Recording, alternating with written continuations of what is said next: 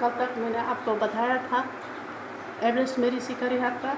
मैंने पहला अध्याय बताया था, दिल्ली से काठमांडू 7 मार्च को गए थे।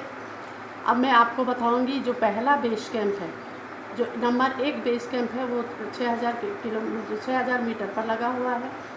ठीक, ये किसने पर लगा हुआ है? 6000 मीटर पर लगा हुआ है।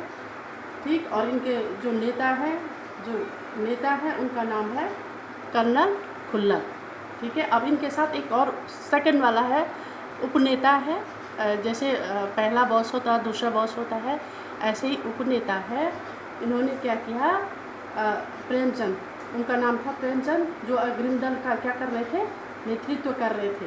और 26 मार्च को क्या होता है, 26 मार्च को पेरिस से लौटे। उन्होंने अपनी बड़ी बाधा जो उनको नुकसान पहुंचा सकती थी या जो उन्हें रोक सकती थी, वो थी खम्बू हिमपात। ठीक है, तो इन्होंने ये पूरी की। अब उन्होंने प्रेमचंद ने बताया कि पुल बनाकर रस्सियों को क्या करना है, चिन्हित करना है। रस्सियों को क्या करना है, चिन्हित करना पड़ता है, उन्हें दिखाना पड़ता है। चिन्हित रस्सियों को क्या करेंगे, अभी यहाँ ये झंडी लगाएंगे। यहाँ क्या करेंगे, झंडी लगाएंगे। पर्वत पर जाने के लिए क्या करेंगे, झंडियाँ लगाते हैं। ये हम बुक में ऐसे एरो का चिन्ह लगाते हैं ना, लेकिन ये झंडियाँ लगाएंगे। क्या करेंगे, ये झंडियाँ लगाएंगे। अब होता क्या है, इनको चिन्हित करना पड़ता है, नहीं तो बर्फ़ से क्या हो जाती है, पिघल जाएंगी। ये एरो लगाएंगे तो पिघल जाएगा, तो इसलिए हमें कपड़े की झंडियाँ लगानी पड़ती है। ठीक है, हमें कपड़े की झंडियाँ लगानी पड़ती है। तो उन्होंने यह भी बताया कि इस पर ध्यान दिलाने ग्लेशियर, इन पहाड़ियों पर ग्लेशियर की नदी है। आपने ज्योग्राफी चैनल पढ़ा है, सभी ने देखा होगा, कोई अनभिज्ञ नहीं है इससे। इन्होंने देखा कि ग्लेशियर होती है, ग्लेशियर नीचे पानी होता है, ऊपर बर्फ़ जमी होती है। जब ये नदी बहती है तो यहाँ बहुत हलचल मच जाती है, और वो हलचल मच जाती है तो आपके बर्फ़ के टुकड़े गिरने लग जाते हैं। और जो बर्फ़ गिरी तो आपके यात्रियों के लिए, जो पर्वतरोही है, उनको क्या होगा, खतरे का आभास होगा, उनको खतरा बढ़ जाता है। ठीक है, अब बेस कैंप में पहुंचने से पहले अब एक और कुली की क्या हो जाती है, मृत्यु हो जाती है।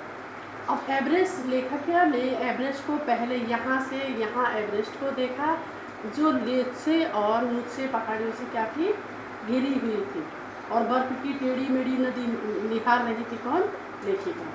हिमपात अपने आप में एक क्या है, बर्फ़ के खंडों का अव्यवस्थित ढंग से गिना। ये बर्फ़ के टुकड़े जहाँ तहाँ गिरते रहते हैं, और बड़े बड़े ट्रक के बराबर एक बिल्डिंग जैसा गिरता है बर्फ़ के टुकड़े।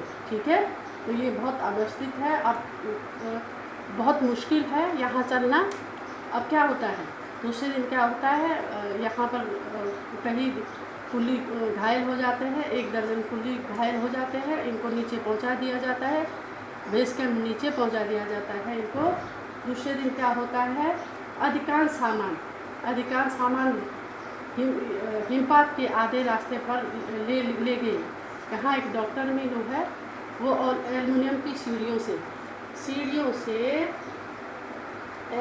सीढ़ियों से और रस्सियाँ होती है, आपकी रस्सियाँ होगी, उनसे क्या करेंगे, वो पुल बनाना और ब्रिज बनाना और सब सिखाएगी ये। हाँ, ठीक है। और तीसरे दिन कैंप कितना है, कैंप 1 पर थे वो, उन्होंने कैंप 1 पर थे उन्होंने।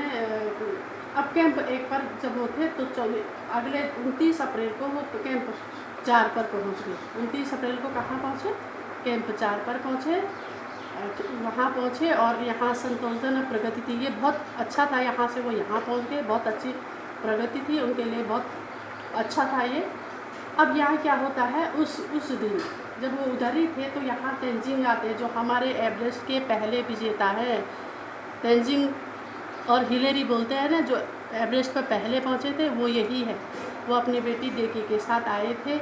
उन्होंने तेंजिंग ने ये विश्वास दिलाया कि मैं सबसे मिलूँगा, मैं हर एक सदस्य से मिलूँगा। जब वो लेखिका के पास गए तो उन्होंने उससे बात की, तब लेखिका ने कहा मैं एक नौसिखिया हूँ, मैं अभी भी नया सीख रही हूँ। तो इन्होंने कहा नया सीख रहे हो आप मेरे को एक पक्की पर्वतीय लड़की लगती हो, आप पहले ही बार में क्या हो जाएंगे, सफल हो जाएंगे। और तेंजिंग कहते हैं, देखो कितना बड़ा हौसला है। तेंजिंग कहते हैं मेरे लिए भी आज ये क्या है, पहला, मैं भी नौसिखिया हूँ, मेरे लिए भी पहला अवसर है। जबकि वो 7 बार तब तक जा चुके थे। वो अपने बेटे डेकी के साथ इन पर्वतारोहियों को मिलने आए थे। अपनी बेटी के साथ कहाँ आए थे? इन पर्वतारोहियों को मिलने आए थे।